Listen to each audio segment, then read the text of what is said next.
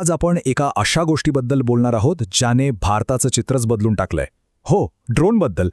कसं काय भारताने इतक्या कमी वेळात एक वर्ल्ड क्लास ड्रोन इकोसिस्टम उभी केली, चला पाहूया. तर या संपूर्ण प्रवासात आपण 4 महत्त्वाच्या टप्प्यांवर नजर टाकणार आहोत. सुरुवात करूया एका अगदी सामान्य महिलेच्या हातात ड्रोन आल्यावर काय होतं तिथून. मग आपण बघू की हे ड्रोन शेतांपासून देशाच्या सीमांपर्यंत काय काय करतात आणि हे सगळं शक्य कसं झालं, म्हणजे यामागे धोरणं काय होती आणि शेवटी या सगळ्याचा भारताच्या भविष्यासाठी अर्थ काय आहे. आता प्रश्न हा आहे की एक साधा ड्रोन खरंच एका देशाला बदलू शकतो का? म्हणजे एक छोटंसं उडणारं यंत्र आणि एवढा मोठा बदल वाटतं का? पण खरं सांगायचं तर याच प्रश्नाच्या उत्तरात आपली आजची संपूर्ण गोष्ट दडली आहे. तर मग या मोठ्या गोष्टीची सुरुवात आपण एका छोट्या पण खूप महत्त्वाच्या कथेतून करूया. ड्रोन क्रांतीची खरी ताकद शहरांमध्ये नाही तर खेड्यापाड्यात आणि विशेषतः तिथल्या महिलांच्या हातात कशी येतेय हे बघणं खूप इंटरेस्टिंग आहे. ही योजना आहे नमो ड्रोन दीदी. आता नावातच बरंच काही आहे नाही का? ही एक सरकारी स्कीम आहे जी नोव्हेंबर 2023 मध्ये सुरू झाली. याचं काम काय? तर थेट महिला बचत गटांना ड्रोन पुरवायचे. कशासाठी? तर शेतीत आधुनिक तंत्रज्ञान वापरता यावं, अगदी अचूकपणे फवारणी करता यावी यासाठी. आणि याचे फायदे ते तर जबरदस्त आहेत. विचार करा, जेव्हा हे तंत्रज्ञान थेट ग्रामीण महिलांच्या हातात जातं तेव्हा काय होतं? एक तर अचूक फवारणीमुळे शेतीची कार्यक्षमता वाढते, शेतकऱ्यांचा खर्च वाचतो, साहजिकच घरात येणारा पैसा वाढतो. आणि सर्वात भारी गोष्ट म्हणजे ड्रोन ॲज अ सर्व्हिस सारखे नवीन व्यवसाय सुरू होतात. म्हणजे या महिला आता फक्त शेतकरी नाही तर टेक्नॉलॉजी प्रोव्हायडर बनत आहेत. किती मोठं सक्षमीकरण आहे हे. आणि हे सगळं काही हवेतल्या गप्पा नाहीत. आकडेवारी बघा. आजपर्यंत तब्बल 1094 ड्रोन महिला बचत गटांना देण्यात आले आहेत. हा आकडाच सांगतोय की ही योजना किती वेगाने आणि किती मोठ्या प्रमाणावर लोकांपर्यंत पोचतेय. बरं, आतापर्यंत आपण शेतीबद्दल बोललो, पण एक गोष्ट लक्षात घ्या, हे ड्रोन फक्त शेतांपुरते मर्यादित नाहीयेत. खरं तर सार्वजनिक सेवांच्या प्रत्येक क्षेत्रात ते क्रांती घडवत आहेत, शेतांपासून ते थेट देशाच्या सीमांपर्यंत. याचं सगळ्यात मोठं उदाहरण म्हणजे जमिनीचे हक्क. स्वामित्व नावाची एक योजना आहे. या योजनेत ड्रोन वापरून गावागावांचं सर्वेक्षण केलं जाते. याचा फायदा काय? तर लोकांना त्यांच्या जमिनीचे, त्यांच्या घराचे अगदी अचूक आणि कायदेशीर मालकी हक्क मिळत आहेत. वर्षानुवर्षांचे वाद मिटत आहेत. आणि शेतीत तर ड्रोन दीदीसारखे उपक्रम आहेतच जे शेतकऱ्यांना सक्षम करत आहेत. आणि हे काम किती मोठ्या स्तरावर चालू आहे याचा अंदाज तुम्हाला या आकड्यावरून येईल. आत्तापर्यंत 3,28,000 गावांचं सर्वेक्षण पूर्ण झालंय. म्हणजे जवळजवळ 95% टार्गेट पूर्ण झालंय. विचार करा किती मोठं काम आहे हे. आणि याचा थेट परिणाम काय झाला? तर 2,76,00,000 प्रॉपर्टी कार्ड्स तयार झाले आहेत.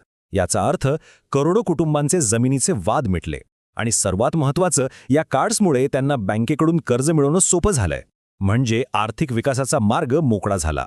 पण थांबा, गोष्ट इथेच संपत नाही. ड्रोन्स आता देशाच्या उभारणीत आणि संरक्षणातही मोठी भूमिका बजावत आहेत. कसे? तर बघा, राष्ट्रीय महामार्गांचं दर महिन्याला ड्रोनने ऑडिट होतं. कुठे पूर आला किंवा दरड कोसळली तर बचाव कार्यासाठी ड्रोनवरून सगळं चित्र स्पष्ट दिसतं. रेल्वेचे ट्रॅक आणि पूल सुरक्षित आहेत की नाही हे ड्रोन तपासतात. आणि हो, देशाच्या सीमांवर नजर ठेवण्यासाठी आणि गुप्त माहिती मिळवण्यासाठी तर ड्रोनचा वापर होतोच आहे. आता मनात प्रश्न आला असेल की हे सगळं इतक्या झपाट्याने कसं काय घडलं? म्हणजे ही ड्रोन क्रांती इतकी यशस्वी कशी झाली? तर याचं उत्तर दडलंय धोरणात्मक बदलांमध्ये. चला आता या पॉलिसी इंजिनवर एक नजर टाकूया. या बदलांमागचं सरकारचं तत्वज्ञान एका वाक्यात सांगता येईल: लाल फितीकडून लाल गालिच्याकडे. याचा सरळ अर्थ आहे की किचकट सरकारी नियम आणि प्रक्रिया बाजूला सारून नवीन तंत्रज्ञान आणि व्यवसायांसाठी पोषक वातावरण तयार करणे. म्हणजे अडथळे दूर करून स्वागत करणे. आणि हा बदल किती मोठा होता हे तुम्ही स्वतःच बघा. ड्रोन नियम 2021च्या आधीची आणि नंतरची परिस्थिती. आधी ड्रोन उडवायला 25 वेगवेगळे फॉर्म भरावे लागायचे. आता फक्त 5. आधी तब्बल 72 परवानग्यांची गरज होती, आता फक्त 4. पायलट लायसन्सची प्रक्रिया खूप क्लिष्ट होती, आता एकदम सोपं रिमोट पायलट सर्टिफिकेट मिळतं. आणि सगळ्यात महत्त्वाचं, आता देशातलं 90% हवाई क्षेत्र ड्रोनसाठी ग्रीन झोन आहे, म्हणजे मोकळीक आहे. हा काही छोटा मोठा बदल नाही, ही एक क्रांती आहे. त्यामुळेच आता ड्रोन पायलट बनणं खूपच सोपं झालंय. फक्त 4 सोप्या स्टेप्स आहेत. मान्यताप्राप्त संस्थेतून ट्रेनिंग घ्या, DGCA कडून सर्टिफिकेट मिळवा, डिजिटल स्काय नावाच्या प्लॅटफॉर्मवर तुमच्या ड्रोनची नोंदणी करा आणि झालं, तुम्ही ग्रीन झोनमध्ये 400 फुटांपर्यंत उड्डाण करायला मोकळे. फक्त नियम सोपे केले नाहीत तर सरकारने या पूर्ण इकोसिस्टमला चालना देण्यासाठी इतरही पावलं उचलली आहेत. देशात ड्रोन बनवणाऱ्या कंपन्यांना प्रोत्साहन देण्यासाठी 120 कोटी रुपयांची PLI योजना आणली. ड्रोनवरचा GST फक्त 5% ठेवला. डिजिटल स्काय नावाचा एकच प्लॅटफॉर्म बनवला जिथे सगळ्या परवानग्या मिळतात आणि स्वायंसारख्या कार्यक्रमांमधून 26,000पेक्षा जास्त लोकांना प्रशिक्षण दिलंय. या सगळ्यामुळे एक मजबूत इकोसिस्टम उभी राहिली. तर आत्तापर्यंत आपण पाहिलं की ड्रोन कसे वापरले जात आहेत आणि सरकारने त्यासाठी धोरणात्मक वातावरण कसं तयार केलं. पण या सगळ्याचा भारतासाठी नेमका अर्थ काय? हे इतकं महत्त्वाचं काय? चला हे समजून घेऊया. हे आकडे बघा. हे आकडे या क्षेत्राची प्रचंड वाढ दाखवतात. 38,000पेक्षा जास्त नोंदणीकृत ड्रोन, जवळपास 40,000 सर्टिफाईड पायलट्स आणि 244 ट्रेनिंग संस्था.